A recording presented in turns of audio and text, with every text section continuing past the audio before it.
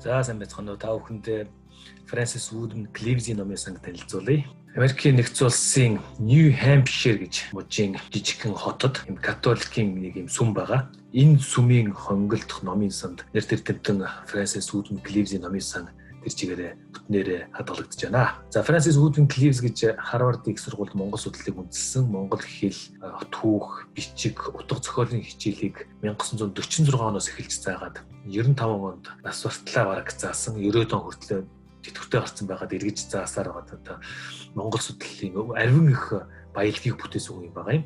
За тэгээд энэ хүний номын санд одоо юу байна вэ? Товчхон хэлэх юм бол за хэвлэмэл ном мэдээж их олон байна. 15,000 орчим хэвлэмэл ном байна. Энэ 15,000 орчим номын ихэнх нь 17-оос 19-р зуунд хэвлэгдсэн. Одоо нэг ховор болсон Монгол хятад манжийн талаарх түүхийн ялбагталтай ном, аяллаа тэмдэглэл, Монголын нуус товчоо орчуулга янз бүрийн хэлний орчуулга зэрэг гальгууд бүрнээрээ монгол хэлээр өмнө хэвлэгдэжсэн библиуд бүрнээрээ монгол хэлзүү өрнийн болоод дорнын уламжлалаар үзэгдсэн олон хэлзүү бүгд бүрнээрээ монгол хэлний төл бичиг гэтэл одоо Коулевскийн алдартай Франц, Монгол, Орос төлөөс эхлээд бүгд бас бүрнээрээ байх жишээтэй.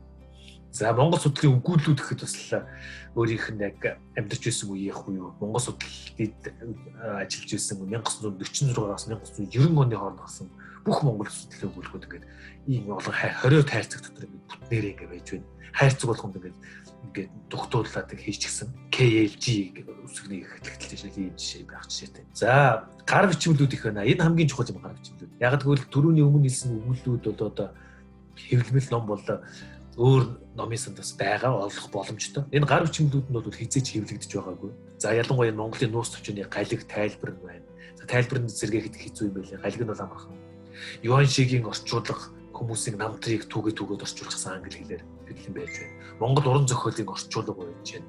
Жишээлбэл яг энэ та бүхэнд харж байгаа энэ хэсэг бол хан харангуй туйлын галиг байна. Энэ галигийнхаа араас орчуулчихсан. Рашид Эддиний судрын чуулганыг перс хэлнээс англи хэлээр орчуулж ирсэн, баг дуусгаж байсан гар бичмэл тэр чигээрээ байж байна. Зарим өгүүллийнх нь орчуулга, хэвлэгдээгүй зарим өгүүллүүд байна. Морь тахлах тухай эртний Монгол уламжлалын талаарх нэг бүхэлдэг өгүүлэл байх жишээ. За мөн энд сэргээн засварлах соёлын их өв бас байна энэ номын санд. Энэ бол их чухал. Жишээлбэл одоо энэ та бүхний зүүн гарт харж байгаа энэ бүр Монголын нэг хуршууны гэрийн бичээс байгаа. Угийн бичээс. Энэ угийн бичээс нь 25 м орчим ингэж сунж байгаа юм. Моотон цаасыг нийлүүлээд бичээд байсан. Олон үеэрээ олон зуун жилийн үеэ ингэ бүгдээр ингэ бичсэн. Энэ одоо нуглаасаараа ингэ салхахад бэлэн болж байгаа хэцүү их байдалтай болсон байна лээ сэргээнээс болох. За энэ сайхан манж дээл ингээд цоорчсон байх жишээтэй.